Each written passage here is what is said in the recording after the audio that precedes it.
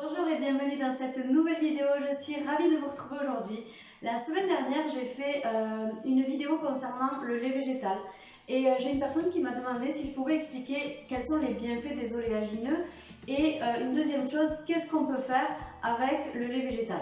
Donc aujourd'hui j'ai décidé de vous partager la réponse à cette question, à quoi servent les oléagineux et avec quoi on peut utiliser le lait végétal.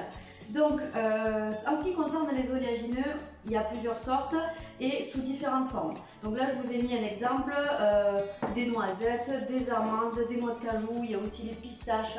Ça peut aussi se consommer sous forme de graines aussi, comme les graines de courge par exemple, graines de sésame, etc.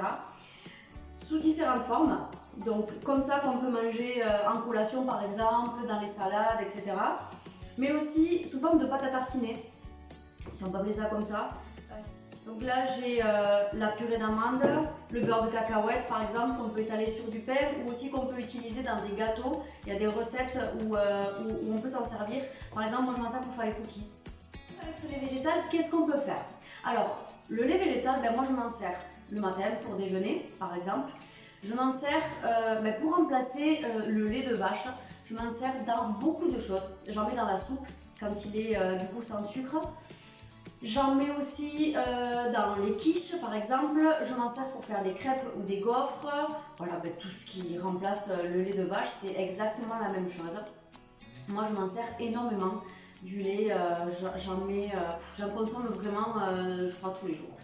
Voilà, donc voilà pour tout ça. Et maintenant en ce qui concerne les bienfaits, alors les bienfaits des oléagineux, ils sont nombreux. Il y a beaucoup de vertus parce qu'ils sont très riches en oméga 3, 6 et 9.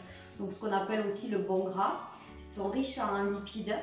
Ils contribuent au bon fonctionnement du cœur, ils limitent la coagulation du sang. Ce sont des antioxydants qui sont riches en vitamine E, très intéressants notamment pour les gens qui font de la musculation, les gens qui veulent prendre du poids ou même perdre du poids, puisqu'ils jouent un rôle sur l'équilibre, sur le contrôle du poids. C'est aussi intéressant pour les personnes qui ont du diabète. Moi je le conseille dans tous les cas pour tout le monde.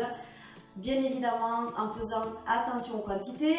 Je recommande une poignée, une dizaine d'oléagineux par jour. Après c'est à vous de voir en fonction de vos objectifs. Notamment pour ceux qui contrôlent leurs macronutriments, vous quantifiez, donc c'est différent, vous savez ce que vous avez à faire. Pour les autres, je recommande une poignée par jour. Puisqu'après c'est quand même très calorique, je crois que c'est 600 calories pour 100 grammes si je ne me trompe pas, ou pas loin. Donc bien évidemment, comme toute bonne chose, il faut faire attention de ne pas exagérer. Concernant le lait végétal par contre, on n'a pas le même gras puisque l'okara, donc tout ce qui reste quand on mixe le lait végétal reste à l'intérieur.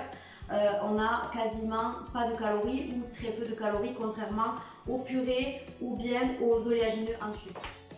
Concernant le lait végétal par contre, on n'a pas le même gras puisque l'okara, donc tout ce qui reste quand on mixe le lait végétal reste à l'intérieur. On n'a quasiment pas de calories ou très peu de calories contrairement aux purées ou bien aux oléagineux entiers. Voilà, j'espère que cette vidéo vous a plu. N'hésitez pas à me poser vos questions ou à me recommander des vidéos qui pourraient vous intéresser de ce type ou autre. Voilà, je vous souhaite une belle journée à tous et je vous dis à très bientôt pour une prochaine vidéo. Bonne journée!